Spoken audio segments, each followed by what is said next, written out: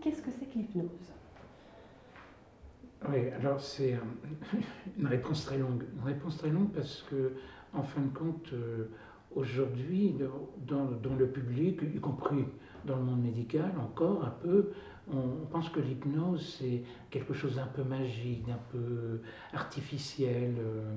On a encore le sentiment que l'hypnotiseur, notamment l'hypnotiseur de musicaux, a un pouvoir extraordinaire de suggestion sur les patients. L'hypnose médicale, c'est pas du tout ça. Et même l'hypnose en général, c'est pas du tout ça. En fin de compte, l'hypnose, aujourd'hui, on garde le mot hypnose parce que c'est l'histoire de la médecine. C'est l'histoire de la médecine dans deux branches essentielles, l'anesthésie, l'analgésie, et la psychiatrie. Et ce qui est intéressant, c'est que fin du 19e siècle, les aliénistes qui sont devenus les psychiatres utilisaient l'hypnose. C'est vraiment la première forme de psychothérapie. Et les antidoloristes, médecins antidoloristes, qui sont devenus les anesthésistes, eux aussi utilisaient l'hypnose en même temps qu'on découvrait le chloroforme, l'éther, etc. Donc, et ensuite, il y a de grands médecins, de grands psychologues qui ont fait avancer l'hypnose, notamment l'école de Nancy. Puis après, on est arrivé à Milton Erickson et nous, les contemporains, qui proposons et qui utilisons l'hypnose en consultation médicale, en consultation psychologique, et dans les hôpitaux, dans les cliniques, dans les centres anticancéreux. Ça, c'est important.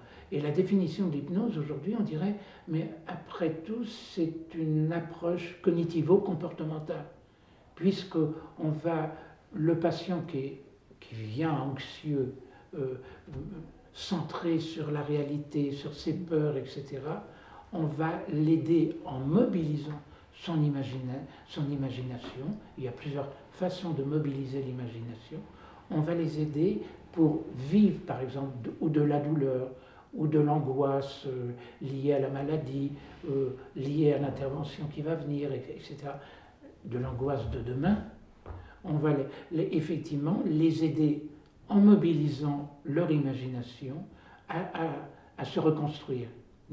Et en fin de compte, on se rend compte que c'est par l'imagination qu'on a, le patient, une influence ou positive ou négative sur son corps malade, et c'est par l'imagination que le soignant va permettre à ce patient de gérer ou de la douleur dans un soin invasif, ou de gérer la douleur liée à la maladie, mais aussi de gérer l'angoisse. Puis en fin de compte, on a des approches qui vont permettre aussi de permettre au patient de se rendre compte, mais il existe encore, il vit encore, il peut se réapproprier son corps. Et c'est ça qui est important, parce que en fin de compte, par la maladie, par la médicalisation, on est d'accord, qui est forcément nécessaire, le patient a le sentiment de perdre son corps. Donc cette approche, je dirais presque psychocorporelle, cette approche liée à l'hypnose, cette approche en mobilisant le cerveau, les cognitions, les représentations mentales de la personne de façon différente, va permettre à la personne de dire « oui, j'existe encore, oui, malgré tout ce que mon corps vit, malgré l'amputation, malgré etc., je peux me réapproprier mon corps ». Et pour les soignants, que ce soit à Becquerel, que ce soit au CHU, que ce soit ailleurs en France, etc., c'est effectivement de montrer aux patients, oui, forcément qu'il y a la chirurgie, oui, forcément qu'il y a la chimiothérapie, oui, forcément qu'il y a la radiothérapie, etc. Mais oui, forcément, on a besoin d'eux pour les aider à se réapproprier leur corps, évidemment, quand c'est possible, et réapproprier leur vie. Ou les aider quand, effectivement, on est au bout du chemin. Voilà.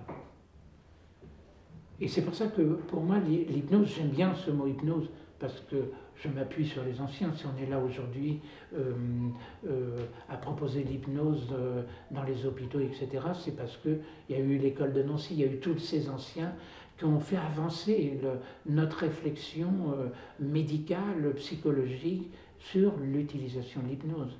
Et moi qui est psychologue, il y a Freud, et il y a un certain nombre de grands personnages qui m'ont aidé dans mes études par leurs recherches, par leurs livres, etc., qui m'ont aidé à mieux comprendre ce qui se jouait, par exemple, entre moi et le patient quand je propose de l'hypnose.